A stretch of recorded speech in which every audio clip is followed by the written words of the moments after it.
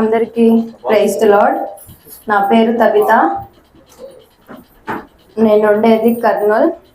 కానీ ప్రభు నన్ను ప్రేమించి ఇంత దూరం ఈ యొక్క సంఘానికి నన్ను నడిపిస్తూ వచ్చినాడు. అందుని బట్టి నేను దేవునికి ఎంతో వందనాలు చెల్లిస్తున్నాను. నా యొక్క బాప్తిస్మ సాక్ష్యము, నేను ఎలా రక్షింపబడినానంటే 2017లో ఎప్పుడు VBS జరిగినా నా తండ్రి మమ్మల్ని VBSకి పంపించేవాడు.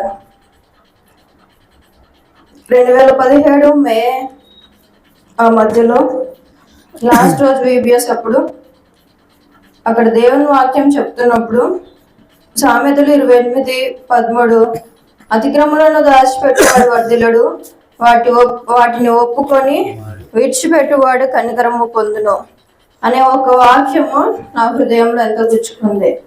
అప్పుడు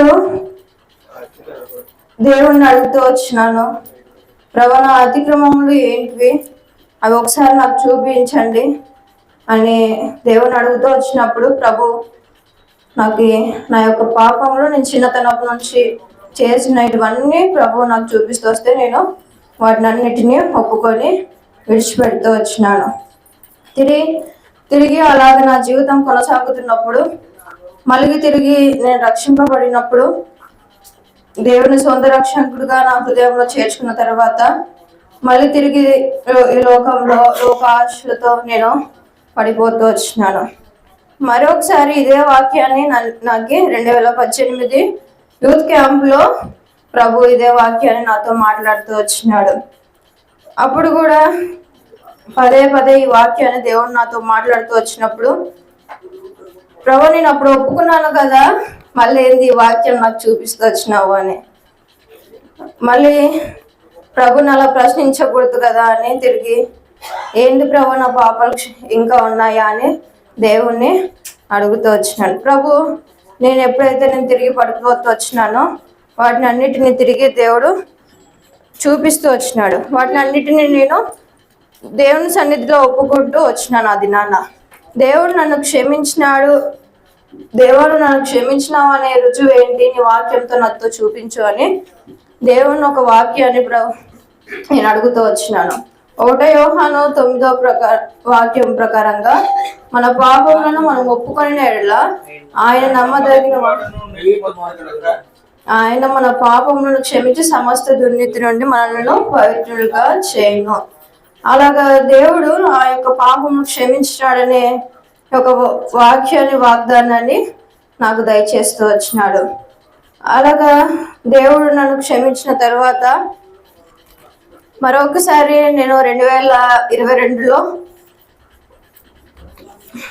రక్షింపబడిన తర్వాత కూడా ఎన్నిసార్లు ప్రభు సన్నిధిలో నేను ఒప్పుకుంటూ వచ్చినప్పటికీ ఎవరు త్రొట్టిల్లక పడిపోదురనే వాక్యాన్ని మనకు అందరికీ తెలుసు. అలాగే నా యవ్వన కాలంలో నేను కూడా తిరిగి మళ్ళీ పడిపోతూ వచ్చినాను. ఎన్నిసార్లు పడిపోతున్నప్పటికీ దేవుడు నన్ను శిక్షించక నా యందు విముఖుడవై నిమిషం మాత్రం కోపపడి ఆయన నిత్యమైన కృపతో వాత్సల్యం నా పైన చూపుతూ వచ్చినాడు అనే వాగ్దానాన్ని తిరిగి నాకు ఈ సంవత్సరము దేవుడు నాకు దయచేస్తూ వచ్చినాడు. యెషయా 54:8 వచనం ద్వారా ప్రభువు నాకు దయచేస్తూ వచ్చినాడు.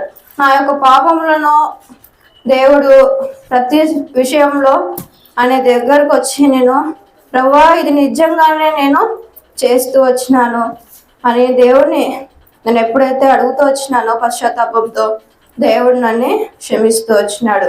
ఎప్పుడైతే నేను ఏమైనా తప్పు చేస్తే నా తండ్రి నన్ను గద్దిస్తూ వస్తాడు. కానీ నన్ను ఎప్పుడు ఆయన కొట్టలేదు, తిట్టలేదు.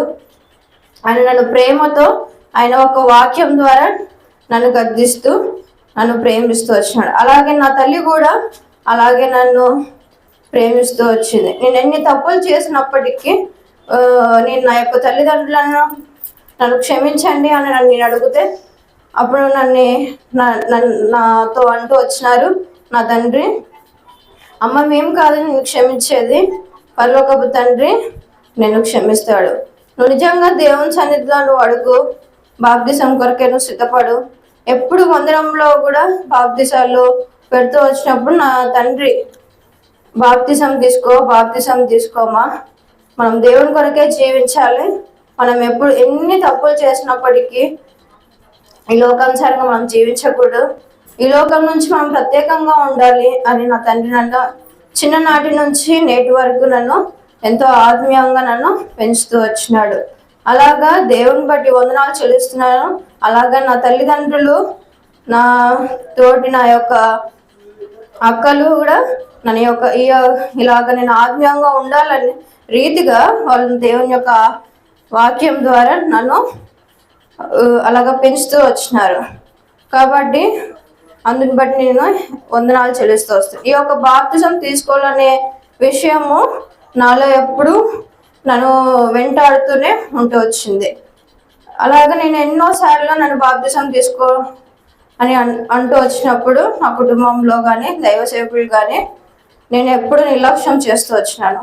పలానా రోజు తీసుకుంటాను, పలానా చర్చిలో తీసుకుంటాను, నేను యూత్ క్యాంపులోనే తీసుకుంటాను, ఇక్కడ తీసుకోను అనే ఒక విరోధంగా వాళ్ళకి చెప్తూ వచ్చినాడు. కానీ ప్రభు నన్ను కనికరించినాడు, నన్ను విడిచిపెట్టలేదు. నేను ఆయన చేయి విడిచిపెట్టిన ఎంత దూరం వెళ్ళినప్పటికీ కూడా ఆయన నన్ను లేవనెత్తి ఈ యొక్క నీటి బాప్తిజంలో సాక్ష్యం ఇవ్వడానికి నన్ను ఈ విధంగా నన్ను సిద్ధపరుస్తూ వచ్చినాడు. అలాగే ఇక్కడికి నన్ను ఎంతో దూరం నుంచి ఇక్కడికి వచ్చినప్పుడు ఎవరు మమ్మల్ని చూసుకోరేమో అనే ఒక లోపల ఎంతో ఒక బాధ మాలో ఉంటూ వచ్చింది. కానీ దేవుడు నమ్మదగిన వాడు.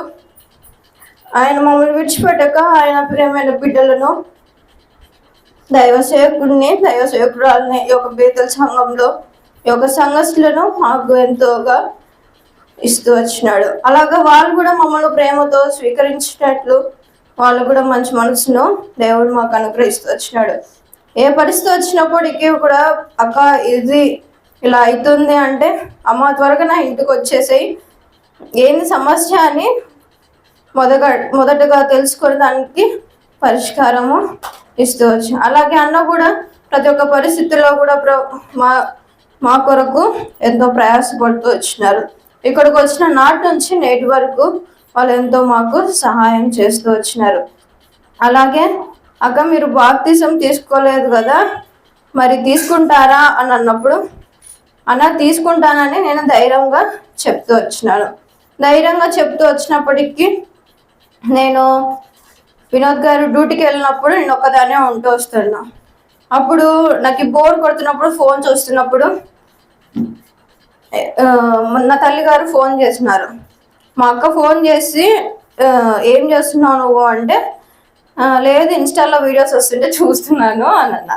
బాప్తిజం తీసుకోబోతున్నావు అని అన్నావు కదా, మళ్ళీ ఏంటి వీడియోస్ చూస్తున్నావు, అమ్మ తిప్పుతుంది చూడు, నీకు సిగ్గు లేదా అని అనేది. ఆ మాట నాలో పుచ్చుకున్నప్పుడు తిరిగి వెంటనే ఫోన్ పక్క పెట్టేసి నేను దేవుని పశ్చాత్తాపడి దేవా నన్ను క్షమించు, బాప్తిజం తీసుకొని నువ్వు వాక్యం చేత నీ దైవజనుల ద్వారా ఎంతో మందితో మాట్లాడుతున్నావు, కానీ నాకు ఒక వాగ్దానం తెచ్చి, కానీ నువ్వు బాప్తిజం అనే పదాన్ని నువ్వు నాకు అనుగ్రహిస్తురా అని నేను అడుగుతూ వచ్చినప్పుడు మేము ఫ్యామిలీ బేస్ చేసుకునేటప్పుడు మత్తయి సువార్తలో 3వ అధ్యాయం ద్వారా యోహాను యొక్క బాప్తిజం యేసు గురించి అప్పుడు చూస్తూ వచ్చినాను. అలాగే ప్రభా అది యేసు ప్రభుది బాప్తిజము. అలాగే మరి నాకు కూడా వ్యక్తిగతంగా నాకు ఈ ప్రభా అని ఆ యొక్క కథ నాకు అవసరం లేదు ప్రభా, నాకు బాప్తిజం అనే పదం నాకు అనుగ్రహించాలి. అలాగే చాప్టర్స్ చదువుతూ వస్తున్నప్పుడు మేము తిరిగి మత్తయి సువార్త 14వ అధ్యాయం ద్వారా 2వ వచనం ద్వారా ఇతడు బాప్తిజం ఇచ్చి యోహాను అని వచ్చింది.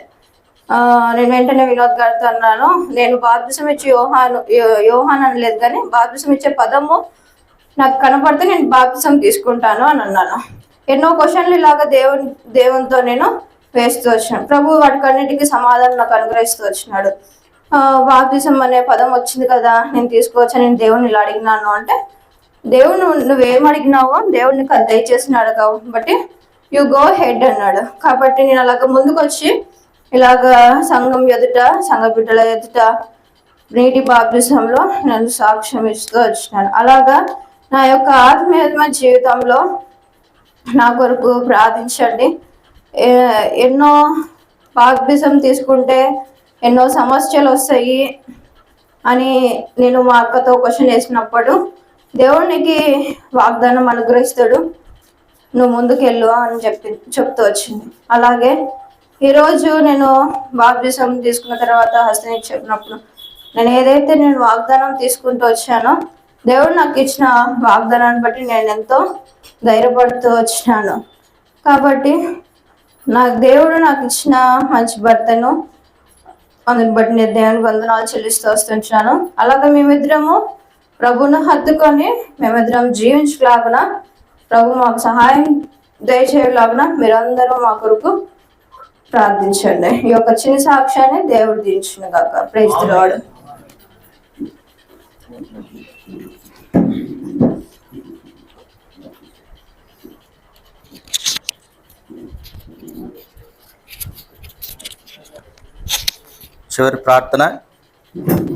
చివరి ప్రార్థన ఆశీర్వాదంతో ఇదిన పరిచయం ప్రార్థన చేస్తాను. అన్నగారు ఆశీర్వాదిస్తారు. ప్రేమగల తండ్రి, నమ్మకమైన దేవుని వందనాలు.